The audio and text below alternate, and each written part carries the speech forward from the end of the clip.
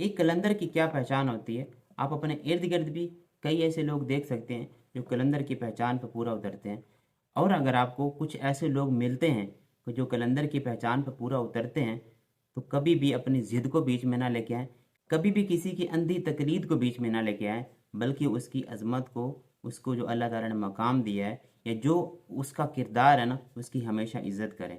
तो कलंदर की क्या पहचान होती है? अल्लामा इकबाल ये कहते हैं, कहता है ज़माने से ये दरवेश जवां मर्द, जाता है जिधर बंदा है हक, तू भी उधर जा। हंगामे है मेरे तेरी ताकत से ज़्यादा, बचता हुआ बंगा है कलंदर से गुजर जा। मैं कश्ती मुल्ला का मोहताज न हूँगा, चढ़ता हुआ दरिया है अगर तू तो उतर जा। तोड़ा नहीं जादू मेरी तकबीर ने तेरा, है तुझ में मुकर जाने की जुर्रत तो मुकर जा। महरमाओ अंजम का मुहासिब है कलंदर, अय्याम का मुरक्कब नहीं राकिब है कलंदर। जो हमेशा हक बात कहने से कभी भी नहीं झिझकते, कभी किसी को खातिर में नहीं लाते जब वो हक बात कर रहे हो।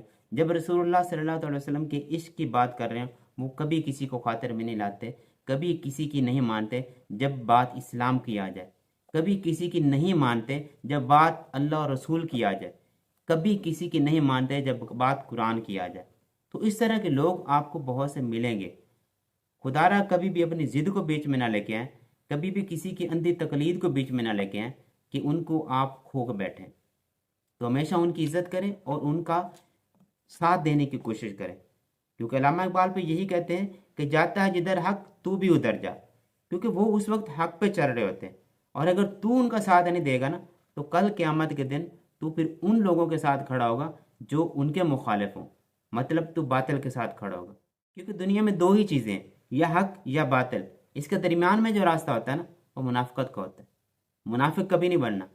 हक के साथ खड़ा होने की अगर तुम में हिम्मत नहीं है ना, तो पूरी तरह से बातिल के साथ खड़ा हो, ताकि लोगों को तुम्हारी असलियत का पता चले।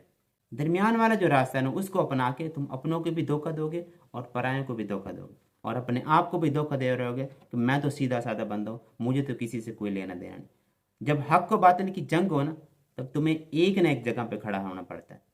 अगर तुम हक का साथ नहीं दे सके, तो पूरी तरह से बातिल की तरफ हो जाओ, ताकि हक वाले तुम्हें रौंद डालें। लेकिन अगर तुम मुनाफिकत का रास्ता इख्तियार करोगे, तो अल्लाह ताला मुनाफिक को जानता है। लेकिन हक पे चलना कोई आसान काम नहीं होता। अल्लामा इकबाल ये कहते हैं कि मेरे हंगामे जो है ना, वो तेरी ताकत से ज़्यादा है। हक का जो रास्ता होता है ना, वहाँ पर चलना बहुत मुश्किल काम होता है। लेकिन अगर तुमसे नहीं चला जाता ना, तो कम अज़ कम उसकी मुखालफत नहीं करनी, क्योंकि कलंदर की नज़र जो होती है ना, वो इंसान के अंदर तक देख लेती है। लेकिन अगर तू बचना चाहता है, तो उसकी निगाह से बच के निकल जा, उसकी खानका से बच के निकल जा, क्योंकि तू सामने आया तो तुम्हारी हकीकत खुल जाएगी। मामलात कुछ भी हों, आखिर में जीत हक की होनी होती है। तो इस वजह से अक्लमंदी की बात यह है, इश्क की बात यह है, समझदारी की बात यह है कि इंसान शुरू दिन से ही हक के साथ खड़ा हो जाए। और जो कलंदर होता है ना, वो किसी के मोहताज नहीं होता है सिवाय अल्लाह रसूल के। उसको किसी का ना डर होता है, ना किसी की फिक्र होती है, और ना किसी का कोई खौफ होता है।